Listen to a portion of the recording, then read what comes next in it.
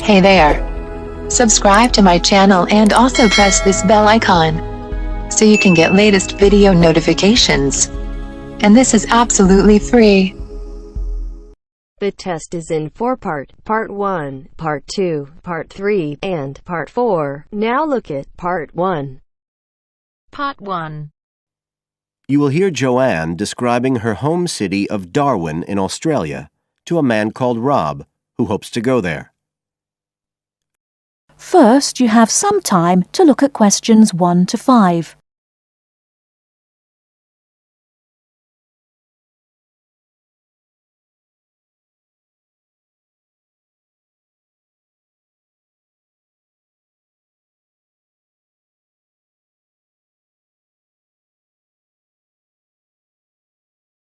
Now we shall begin. You should answer the questions as you listen, because you will not hear the recording a second time. Listen carefully and answer questions 1 to 5.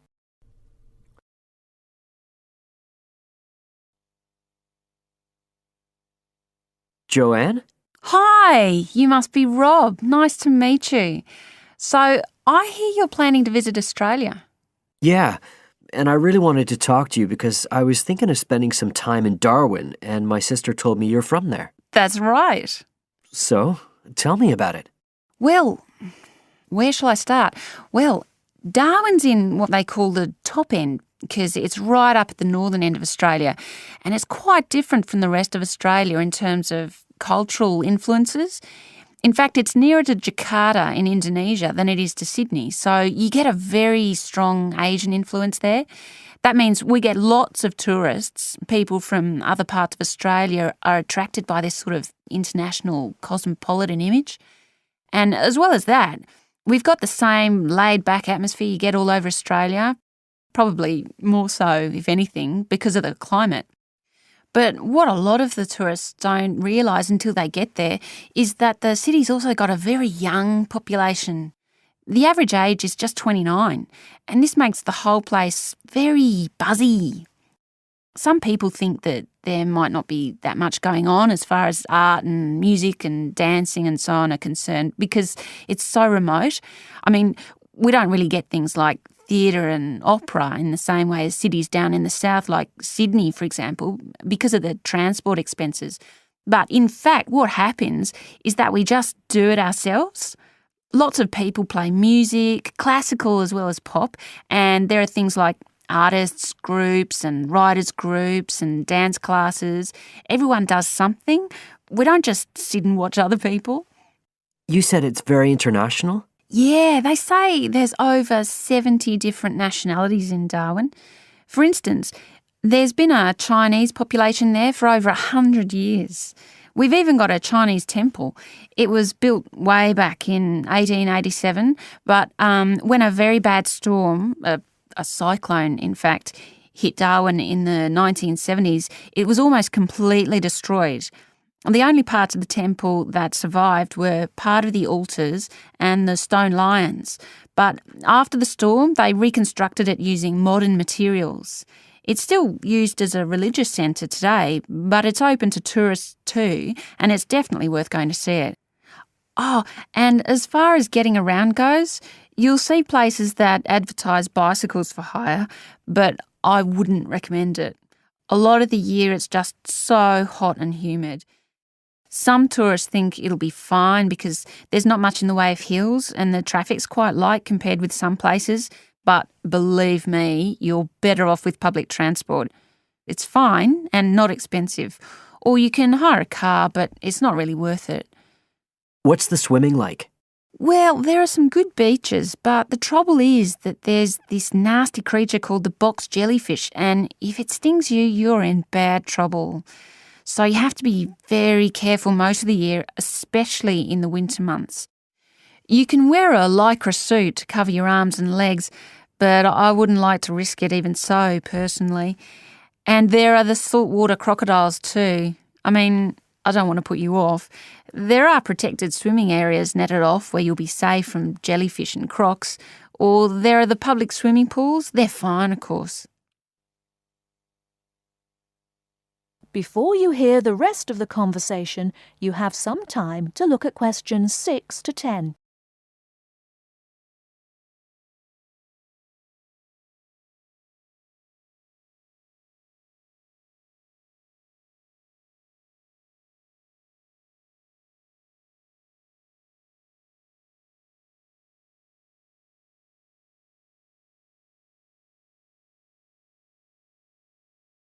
Now listen and answer questions 6 to 10.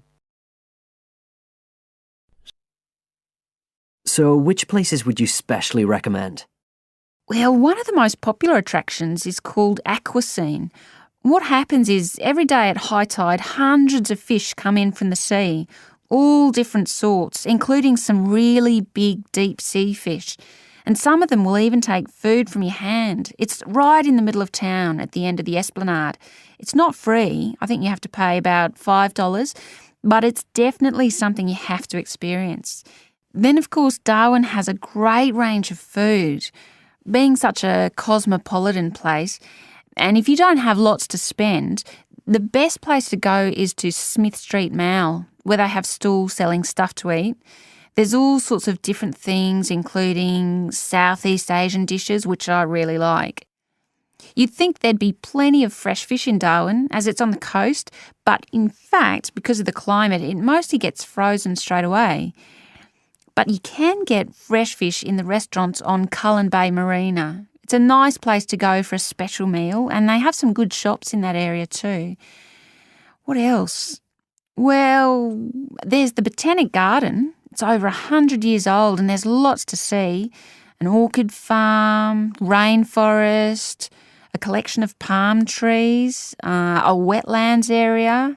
You can easily spend an afternoon there. That's at Fanny Bay, a couple of kilometres out to the north. Then, if you've got any energy left in the evening, the place to go is Mitchell Street. That's where it all happens as far as clubs and music and things are concerned. You'll bump into lots of my friends there. Talking of friends, why don't I give you some email addresses? I'm sure they wouldn't mind. That is the end of part 1. You now have half a minute to check your answers.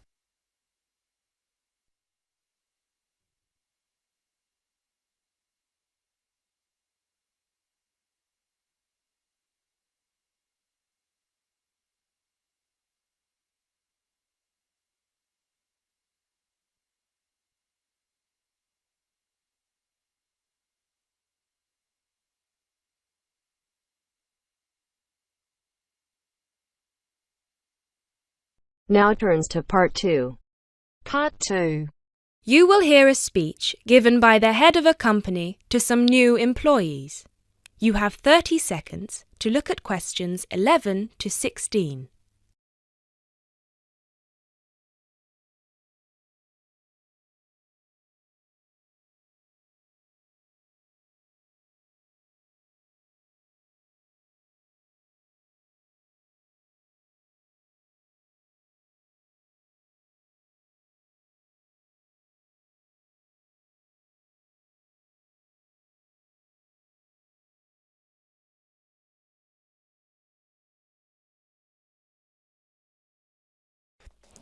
First of all, a warm welcome to Barker's Country Safaris. We're delighted to have you all on board for this season. I know you've all been told a bit about the company when you had your job interview, but I thought it would be worth telling you a bit more about ourselves. Barker's was set up 10 years ago by myself, John, and my then girlfriend and now wife, Nancy. We started it initially just as a hobby. We felt that there was a good opportunity to share our love of the countryside in this part of the world with the many visitors who come here. As you know, most people come for the beaches in the summer, but there is so much more to the region, and this is what we wanted to exploit. Nancy and I were born near here, and as teenagers we went climbing, kayaking, white water rafting, potholing, and just straightforward walking. This district is in our blood, and we love it. While we were still at university, we started taking small groups of visitors out into the national park in Nancy's brother's old Land Rover. We'd drive them around the back lanes and into the forest. We'd also organise rock climbing tours for friends of friends. Then, each year, without us having to advertise, people came back to us to ask for more excursions and trips. So, 5 years ago, we gave up our other jobs to focus full-time on Barker's Country Safaris. Now, 2 years after that, we set up the activity tour part of the business, and 1 year ago, we expanded into organising activities for school groups during term time. Obviously, this was a massive challenge with all the health and safety requirements, but it's proving a great success.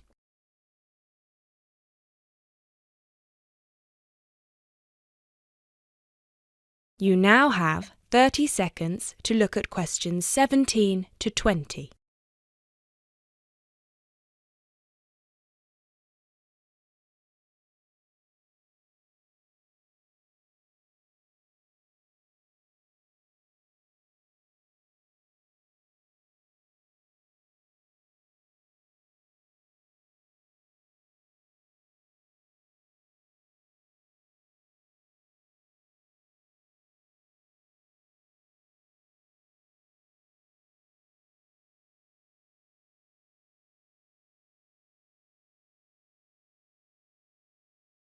You now have 30 seconds to look at questions 17 to 20.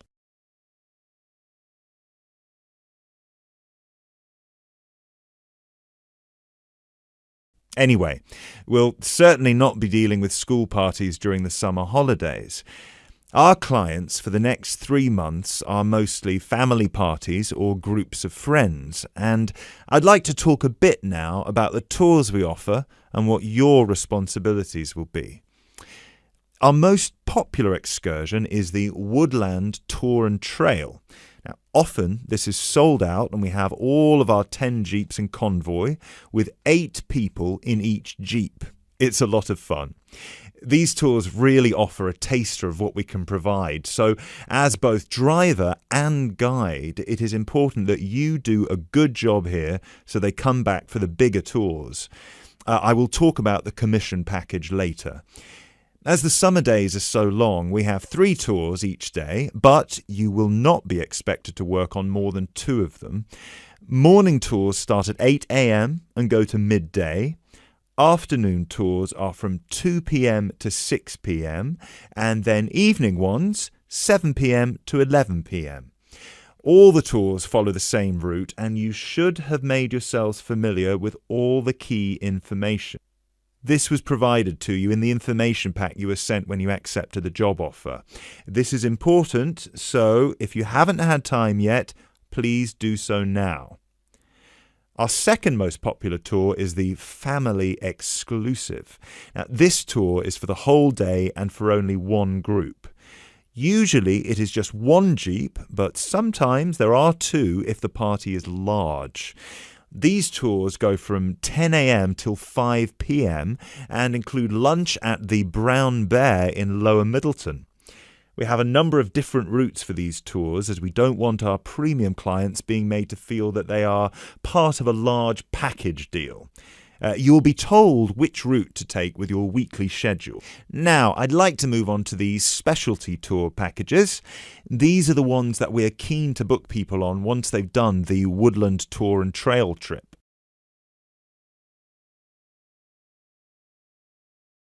That is the end of part 2. You now have half a minute to check your answers.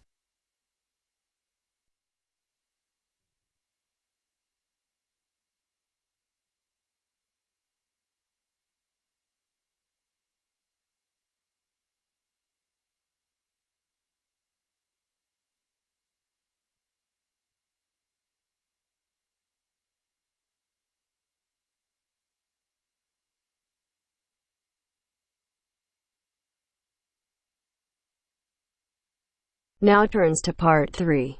Part 3. You are going to hear a lecture about the Miners Hotel. First, you have some time to look at questions 21 to 24.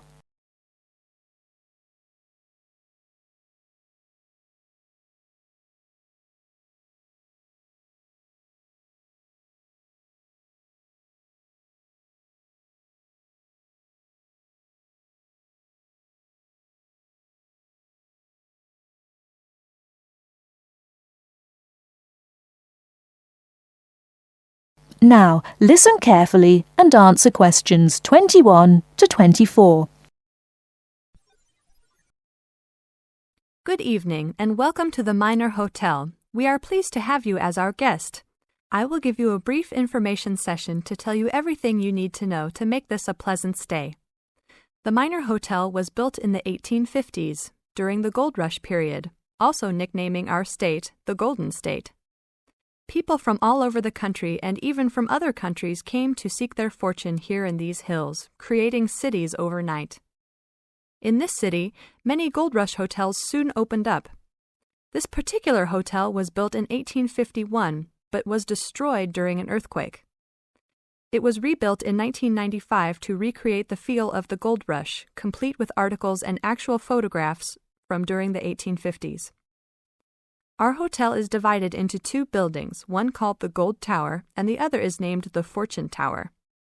You will be staying in the Fortune Tower on the 25th floor, complete with great views of the city. Your room is the best room in the hotel, complete with private living room and hot tub. Here is your room card. On the card it will say FT, meaning Fortune Tower. On the bottom of the card it will say 2515. The 25 stands for the 25th floor, and the 15 stands for the 15th room on that particular floor. Before you hear the rest of the talk, you have some time to look at questions 25 to 30.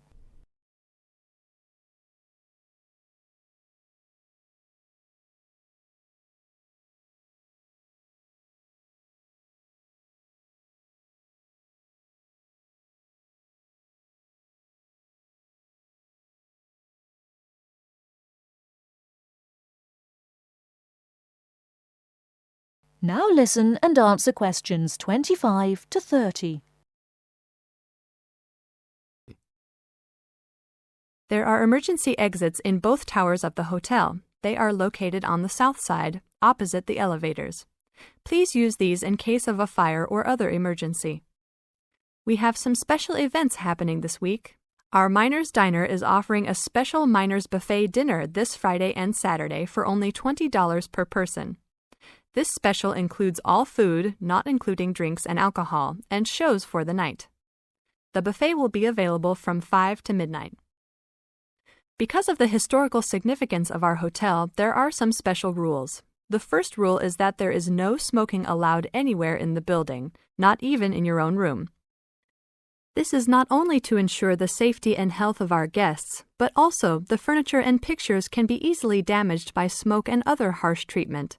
Please remember that there are items of furniture over 100 years old here, so respect the rules by not smoking. Secondly, please do not take pictures using a flash of any of the drawings and paintings in the rooms or hallways, as they are old and fragile. We are doing our best to preserve a national treasure, so please help us in doing so. Lastly, you will only have one set of towels and bed sheets per 3 days. This is to conserve the water supply, as there are frequent droughts this high up in the hills. If there are any further questions, the staff of the hotel will be available to answer your questions. In the event that no one is able to answer your questions, I will also be available from 8 a.m. to 5 p.m. each day in the concierge. I hope you enjoy your stay here with us. Thank you very much. That is the end of part 3.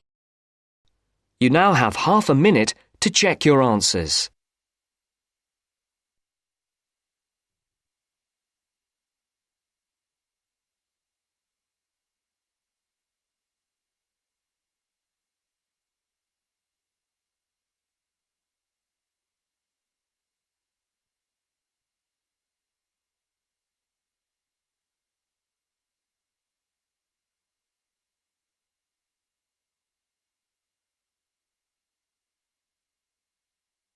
Now turns to part 4. Part 4. You are going to hear a talk about the tall ships race in Britain. First, you have some time to look at questions 31 to 40.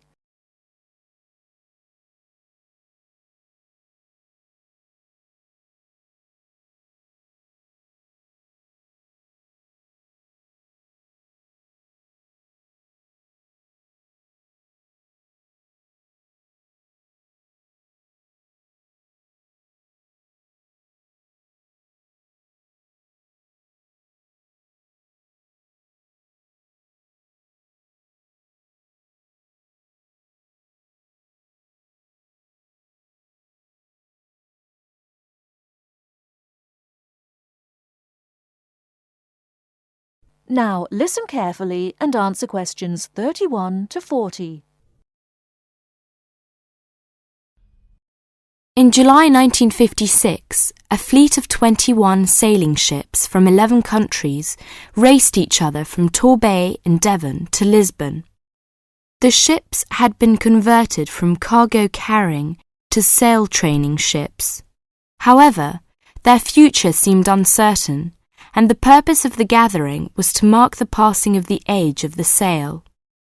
What happened instead was that the sailing ships refused to say goodbye, and 2 years later they raced again, and the fleet was even larger. It was then that the title "The Tall Ships" was given to them, and the name remains today. The original organisers, the Sail Training Ship International Race Committee, now called the Sail Training Association, saw that a new international movement had begun, adventure training under sail.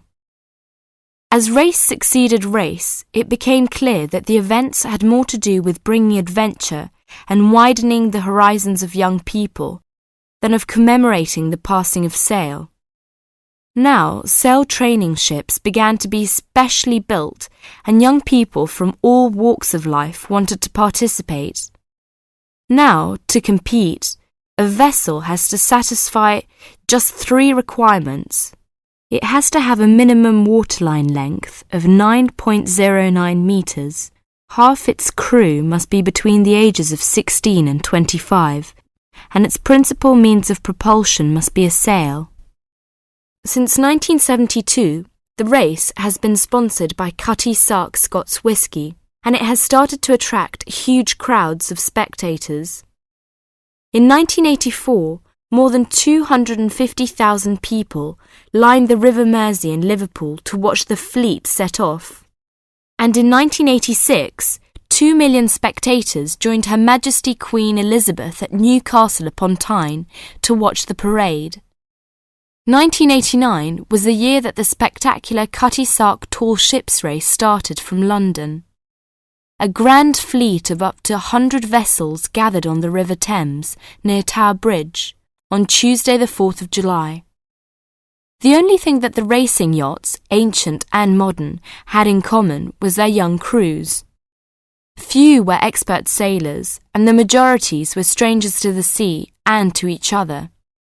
Between Tuesday the 4th of July, when the fleet began to assemble, and Saturday the 8th of July, when the ships took part in a grand parade of sail down the River Thames, vessels were berthed on either side of Tower Bridge.